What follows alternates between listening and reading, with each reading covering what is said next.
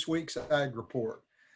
You know, in agriculture, it is a broad term and it means a lot of different things. There are a lot of different faces to agriculture, and it could be 1 acre to 1,000 acres.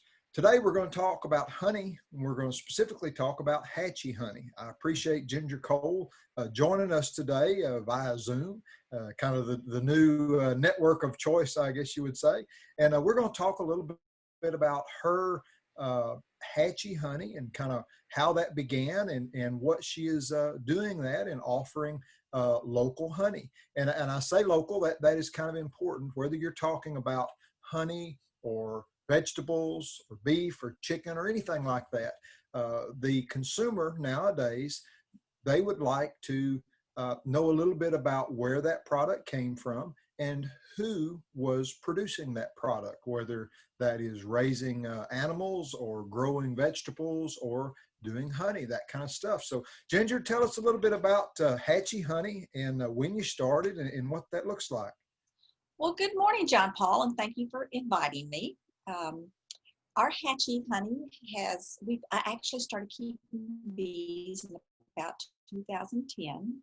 And it was just as a hobbyist beekeeper, and that's actually what I am. I'm not a full-blown honey farm, or I'm not a commercial beekeeper. It's more of a hobby. But anyway, my husband and I went down to Elmont back in probably 2009, and we've gone back several times. It's a great place if you haven't been there, but they have a heritage farm where you can go, and they have a big event on Thanksgiving weekend. And they have all these little different demonstrations. And one of the seminars that we went to was on beekeeping. And I thought, wow, I'm a gardener. And, you know, pollinators are great for your garden. So I went back and I took some classes. And my husband, George, was not real keen on it because he's mildly allergic to bees.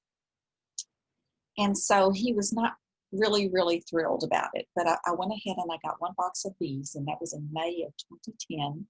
And in July, I harvested some honey. And after I harvested honey, he says, of all the weird stuff that you do, the bees are the best. So that's how I got started into the bees. Well, that's cool. Now, you have been involved with the farmers market in Waxahachie, and you've had a booth there. And of course, we all know COVID has, you know, kind of changed the way things look a little bit. Tell us about how your farmers market years had gone, and then what you've kind of done to adapt there a little bit. Yes, we have started selling our honey in the farmers market. Probably about 3, maybe 4 years ago, our production increased with our local honey to the point where we had surplus honey and we could sell it at the farmers market.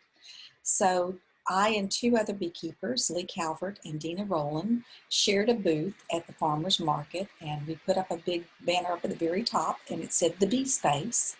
And then each of us had our banners there in our booth of the bee space. And so that way we could alternate, and sometimes Lee would be there, Dina would be there, and I would be there, so that it was not like it was too much work. It was more of a fun thing. And we really enjoyed visiting with all the people. And as much as anything, we talk bees and talk about honey. And we do honey tastings, and every time that you harvest your honey, it's a little bit different because the bees have been to different flowers. And actually on our website, we have a honey analysis. We took some honey to the Texas A&M Palynology Lab and had our honey analyzed, and ours is a true multifloral honey. So like you were saying, anytime you get a group of farmers or people in agriculture together, long before there was social networking, they shared their successes, they shared their pitfalls, and that's how we learned what worked best locally. There's that word again about coming back, because, you know, things out 100 miles from here are a little bit different than right here. The soils are different, the flowers, as you talked about, changing the taste, that kind of stuff. So share with us a little bit about what your apiary, is that the correct way to say it, looks like in your backyard. I originally started with a top bar bee box, and then I have got some Langstroth hives, which are more traditional commercial bee boxes, and then I've started experimenting, and I've got some that are hybrid bee boxes. So the thing about the bees is it doesn't matter what kind of bee box that you put bees in, the box is for the convenience of the beekeeper. And bees are just going to be bees, no matter whether they're in your attic, they're under your front steps, or bees are opportunists. So the bee boxes are for me. And the way that commercial bee boxes are designed these days, they have frames, and so they're removable, so you can take them out and you can inspect them. So that is a safety feature that the agriculture department likes for beekeepers to manage their bees in a way that they can be inspected for diseases. Very good. Well, Ginger, I appreciate you taking a few minutes today and sharing with us kind of a glimpse into a smaller beekeeping operation. Share with us, is there a way that folks can connect with you if they would like to purchase some of your honey or kind of see some more of what you do? In order to get in touch with us, you can Google local honey or honey near me if you were in Waxahachie, and we will show up on Google Maps, and it will actually show a link to our website, which is hachiehoney.com.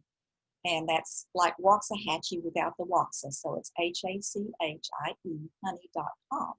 And I have some information out there, and actually my cell phone is listed on the website. And people contact us via our website, and we do porch pickup now that the farmers market is not open due to COVID. But because we're such a small honey producer, it really works out nicely for us, because people just call or text and schedule a time to come by and pick up honey. And if the weather is nice and they're interested in it, we take them out and show them where the bees are. And I actually am toying with the idea of doing some beekeeping classes. And there's a lot of information on our Hachie Honey website that talks about bees and things that you too can do for the bees. That's very cool. So very technology advanced for for honey that is century-old process. So that's very cool, blending the old with the new in there.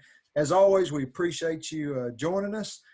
Reach out to the Waxahachie Sun if you have any question, or reach out to Hachie Honey. We hope y'all have enjoyed this sample into some local honey. Y'all take care now. Take care. Bye-bye.